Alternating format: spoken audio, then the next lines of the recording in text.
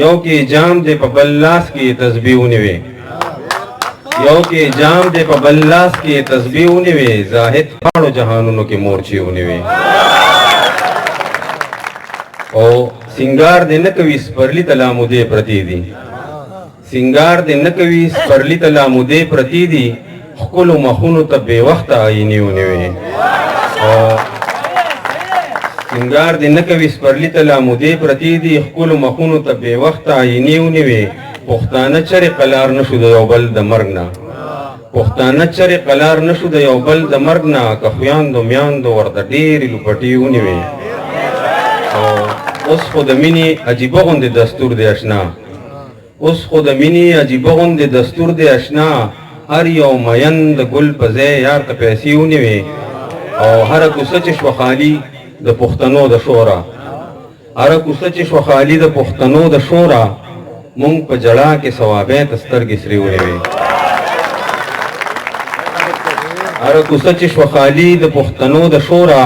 مونږ په جړا کې ثوابې ته سترګې سرې ونیوي او دا د ابشار نه پشم راغی که شبنم وریږي دا د ابشار نه پشم راغی که شبنم وریږي که جبڼې سیلې تیار زلفې لمدې ونیوي او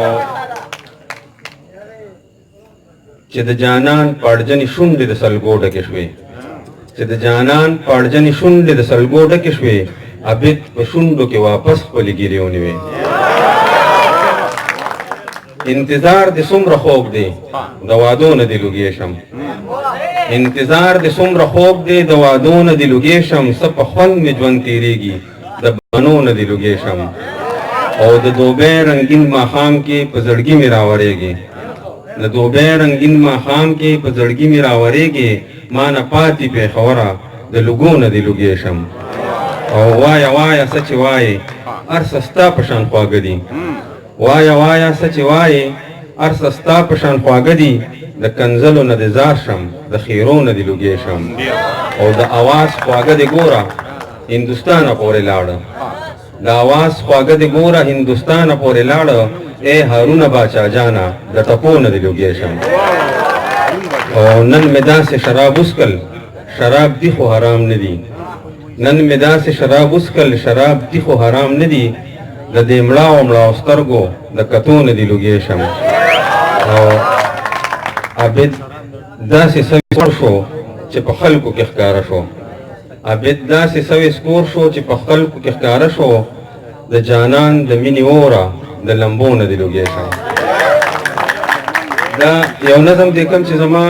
پېژنګلوم دا تاسو ټول اورېدلی هم دی او ما ته چېرته کې د ویلو داسې موقع نه ده میلاو شوې ځکه چې کله ما لیکلی دی نو دا په هوا هوا کې تللی دی اول اشمت سحر ووې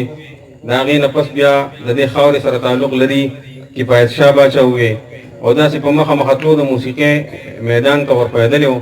ګلزار عالم او راتلو بیا اخري کې یو هلک ووې نو دا نظم ما دلته چېرته نه دی ویلی بل ځای مې نه دی ویلی دوبۍ کې مې یو ځل ویلی و خواهش مې دی غواړم چې دلته ووایم چې منم ښایسته ښایسته ښارونه شته دی منم ښایسته ښایسته ښارونه شته دی خو دی په ټولو باندې بر دی که نه د هر ځای خپل خوندونه خپلې مزې خو پېښور دی که نه او څنګه چې ښار داسې یې نوم ښکلی دی څنګه چې ښار داسې یې نوم ښکلی دی په سړي لګي د جانان په شانتې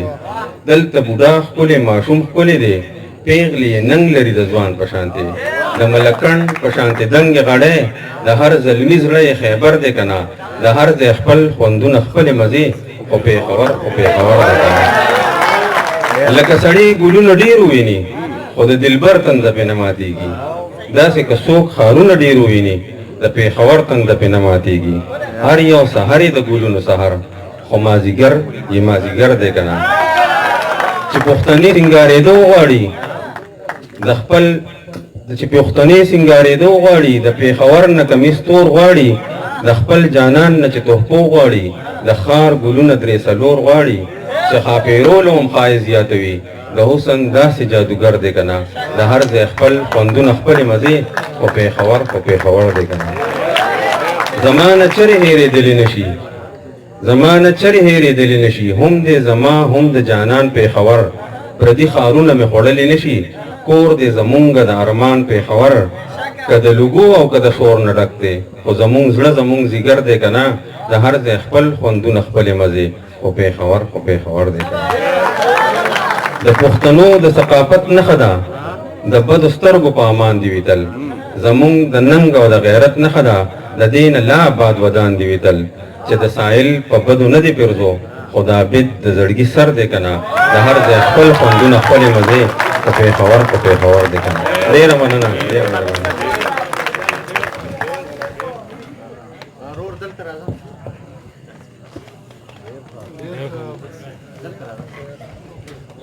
ډېره مننه عابد صاحب. نور مې د سترګو پسې نم نه وځي